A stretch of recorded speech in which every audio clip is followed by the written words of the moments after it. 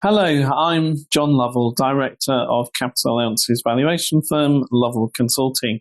I have over 30 years experience in this area, so I will try and bring some of that practical experience in discussing in just 30 minutes how to maximise capital allowances tax relief on property transactions. And the law is current as of June 2026. You will recall in the November budget, there were relatively few significant changes in this area, but there are two that I will talk about in some detail. And the surprising change was the reduction of the main pool for general pool plant and machinery, reducing it from 18 to 14% from 1st of April 2026. And for periods before that, there is a hybrid rate that hopefully your tax software will sort out for you. So I think that one took everyone by surprise. Less startling was the new 40% rate that applies to leased assets, also applies to individuals and partnerships.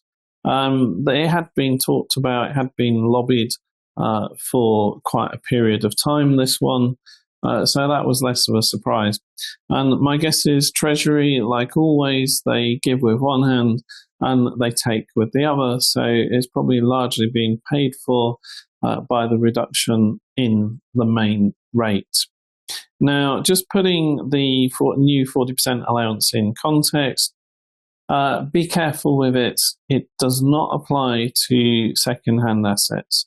So if you're buying a second-hand crane and going to lease that, then you won't get the 40% allowance. If it was a second-hand crane, you would have to allocate it to the 1 million annual investment allowance, or you would have to allocate it to, I think you'd have to probably allocate it to, you wouldn't get full expensing, and because it's not new, you wouldn't get the 50% rate, and because you'd get the second-hand general pool rate of 18% or 14% as it will be going forwards.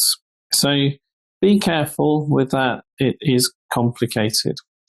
The only other thing to mention is HMRC have a clearing process or tax clearance for the really large mega projects, and they did issue some pretty high-level guidance on that towards the end of 2025, I think it was.